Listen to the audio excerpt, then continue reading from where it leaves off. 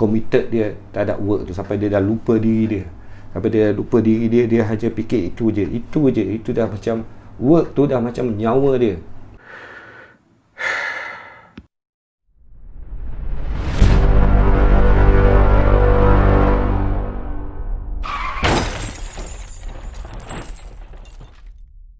Hai korang, Assalamualaikum. Berjumpa lagi dalam channel Tok Ayah. Okay, kali ni Tok Ayah nak senaraikan 10 orang pengarah filem kegemaran Tok Ayah yang Tok Ayah pernah kerja, dan Tok Ayah akan bagi sebab-sebabnya. Alright, roll. Nombor 10, Ariel Abu Bakar. Alright, Tok Ayah baru saja lepas shoot dengan dia itu hari filem Grand. Ariel Abu Bakar, Tok Ayah suka akan semangat dia, seorang pengarah yang independen. Waktu kita orang buat Grand dulu pun dia telefon Tok Ayah, dia ajak Tok Ayah untuk involve berlakon dalam filem Grand. Tak ada payment, tak ada apa, just tolong dia, dan Tok Ayah tolong sebab semangat dia untuk buat filem tu dah lama. Dan dia seorang pengarah fotografi sebelum tu. Jadi dari hal-hal kamera ni, cara teknikalnya dia sangat cekap, dan dia senang untuk Tok Ayah bawa bincang dengan dia untuk satu-satu watak itu. Prakash, Tok Ayah shoot dengan dia filem Satu Ketika. Sama seperti Ariel Abu Bakar, Prakash Merigah, Tok Ayah rasa dia penuh dengan semangat juga. Dalam filem Satu Ketika yang Tok Ayah berlakon, Tok Ayah bawa watak Pak Saad dalam filem tu. Dia buat filem tu, dia casting budak-budak kecil ni semua. Dia panggil Tok Ayah untuk buat jadi jurulatih. Tok Ayah train budak-budak ni bersama dengan dia untuk berlakon dalam filem tu. Dan nampak kesungguhan dia. Dia sangat-sangat bersungguh nak hasilkan sebuah filem yang baik. Rasa komitmen dia, Tok Ayah rasa dia sangat committed, dengan apa yang dia buat, dan itu Tok Ayah suka. Syed Hussein, Tok Ayah kerja dengan dia dalam filem Langgar. Lama dulu, tak tak ingat tahun bila, 2012 2013 macam tu. Tok Ayah bawa watak Razi dalam filem tu, watak antagonis. Syed Hussein ni seorang yang dia sangat ke dalam, dia into dengan kerja dia. Dia pandai casting, pemilihan pelakon. Maknanya dia mementingkan lakonan seorang tu, bakat seorang tu. Suka berdiskus dengan pelakon. Dia, kalau kita macam Tok Ayah tak faham tentang karakter tu, dia akan explain.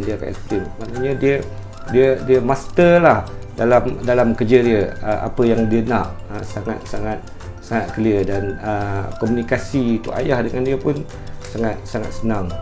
Dan dia antara pelakon favourite Tok Ayah juga, dan dia sangat cool.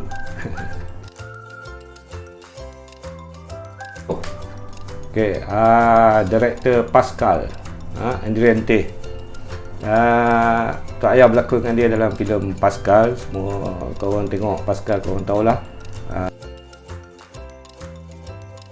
Tok Ayah bawa watak Komander Maznan dalam filem tu. Andriante ni dia sangat power dari sudut teknikal. Kita tengok Pascal tu, nampak level dia sangat meningkat tinggi dari sudut teknikal dia. Dia sangat mahir teknikal. Dari segi dia bekerja dengan pelakon pula, dengan Tok Ayah, dia macam dia lebih percaya pada pelakon dia. Dan itu sangat menyenangkan Tok Ayah. Nombor 6, Ime Izwan. Mungkin korang semua tak pernah dengar lagi nama dia, Ime Izwan. Dia dulu dia seorang pengarah filem Atlan. Ime Izwan pengarah filem Roh Tok Ayah bekerja dengan dia dalam filem Roh.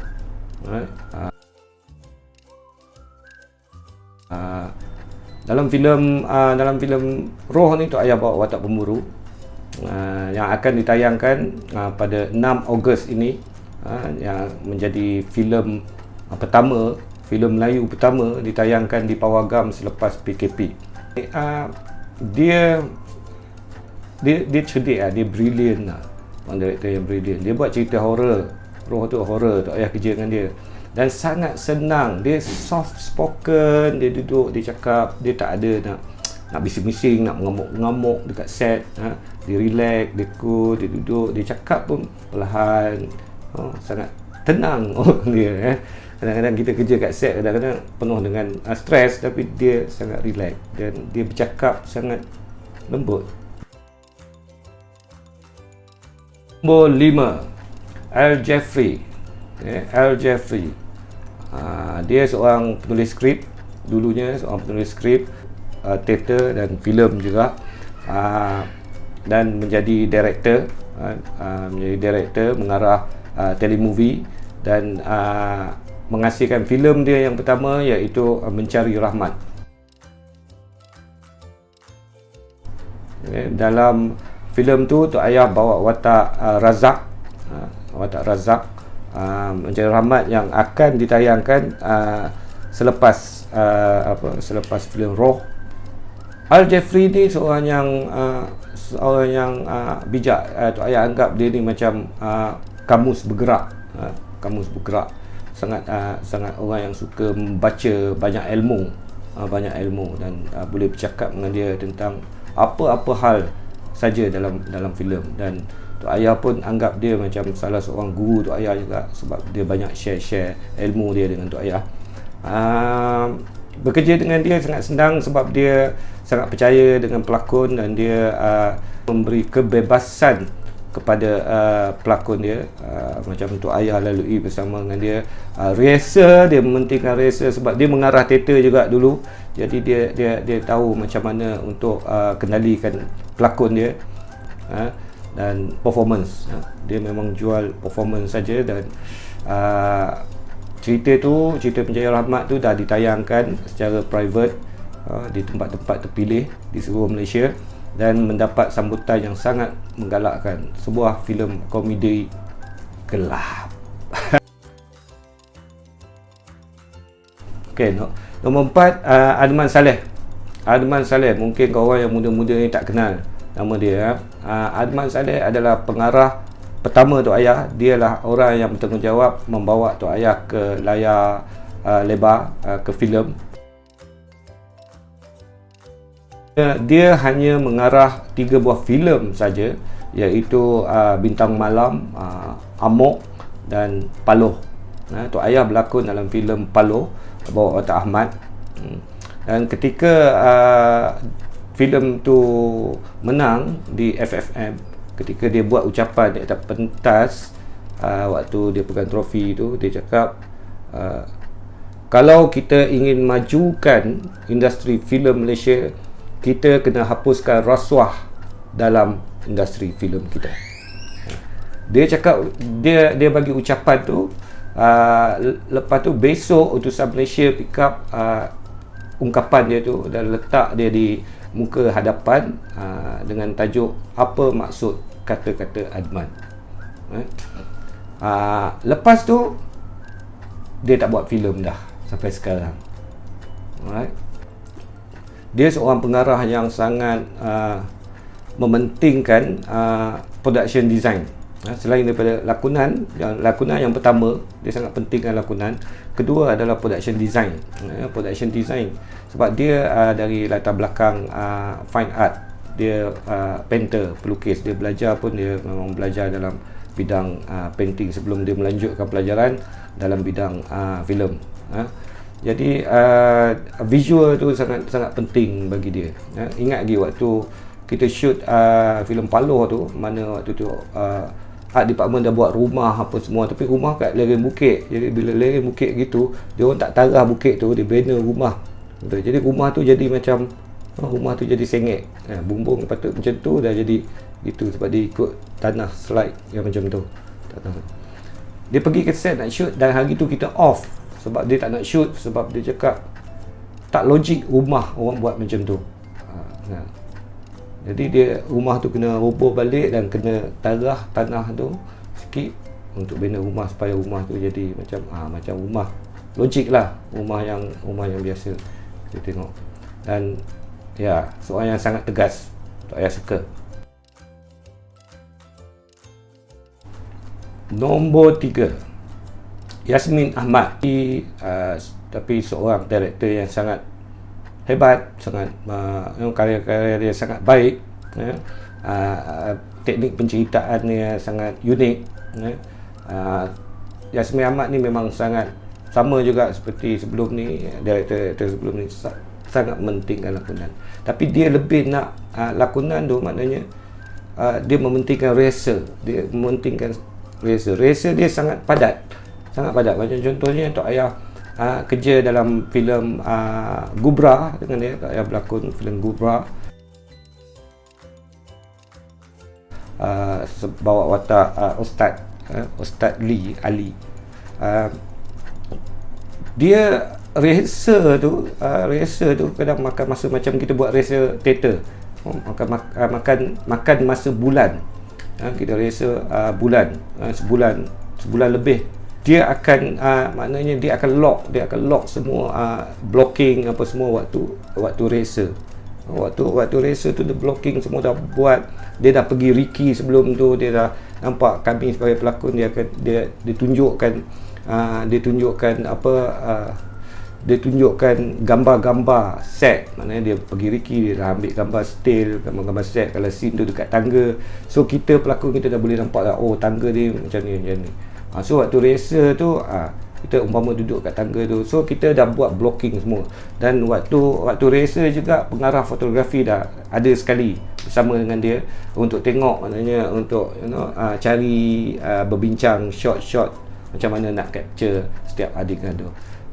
Jadi bila kita pergi set, kita kerja dah sangat mudah. Pergi letak kamera, pasang lampu, buat dressing set apa semua, pelakon masuk terus shoot. Sangat cepat. Sebab tu dia boleh buat filem bawah daripada 30 hari. Ada dia buat 15-16 hari macam tu dia shoot 2 minggu.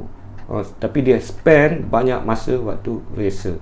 Dan Tok Ayah suka sebab memang Tok Ayah background daripada teater, dan memang orang teater ni memang setiap kali nak buat show dia kena buat rehearsal. 2, Tengku Monarisa. Tok Ayah kagum dengan dia.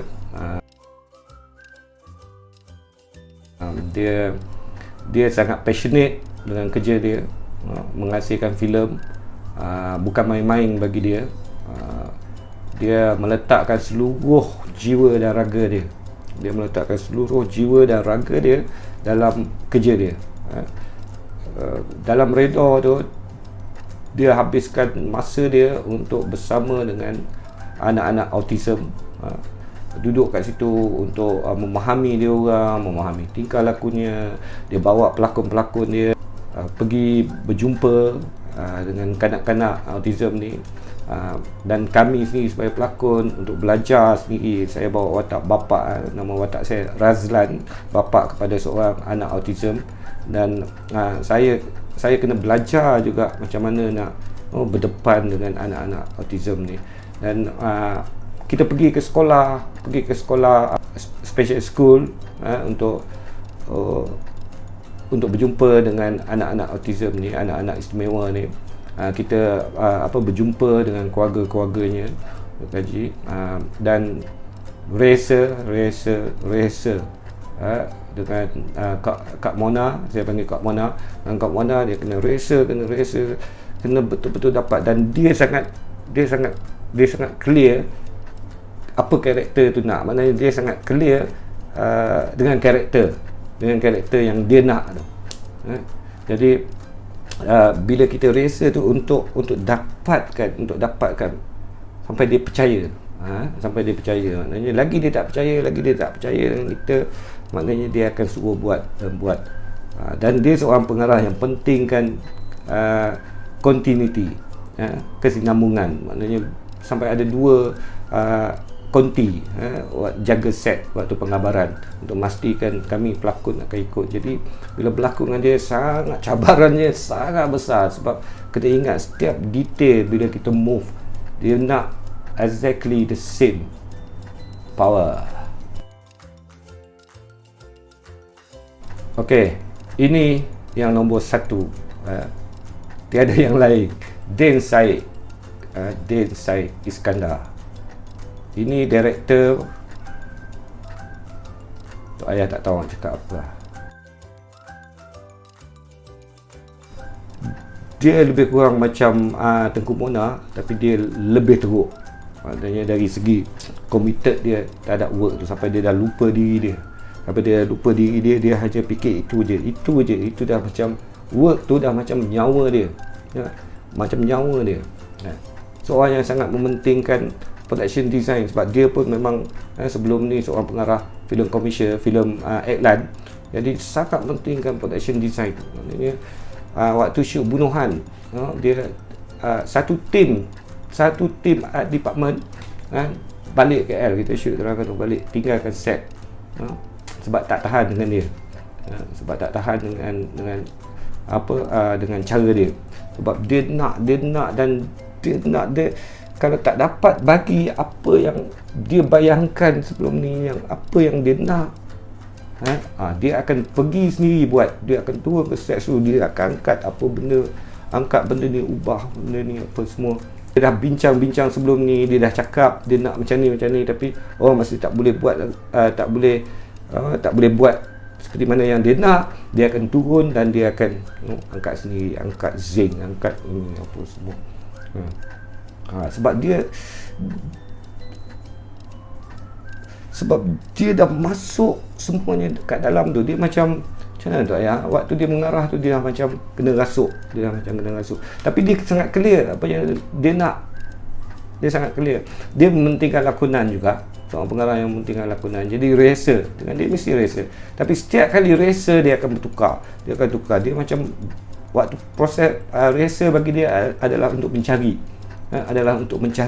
So dia akan tukar lagi, buat gini. Esok kita datang rehearsal, dia cuba cara lain pula, tapi memang sepatutnya macam tu. Sebab rehearsal bukan proses untuk kita lock. Rehearsal adalah proses untuk kita cari. Kita cari dulu kemungkinan ni dan try. So, dan dia ada persiapan yang 2-3. Maknanya ada satu kejadian di mana waktu shoot filem Bunuhan juga, dia dah confirm satu location untuk scene tu. Nak shoot dekat scene tu, dekat location tu. Bila sampai hari nak shoot tu, tiba-tiba dia pergi kat situ, banjir. Maknanya air dah naik kawasan tu. Jadi dah banjir, tak boleh shoot kawasan tu. Dah lari seperti mana gambaran dia dan nak shoot pun memang tak boleh sebab dah banjir.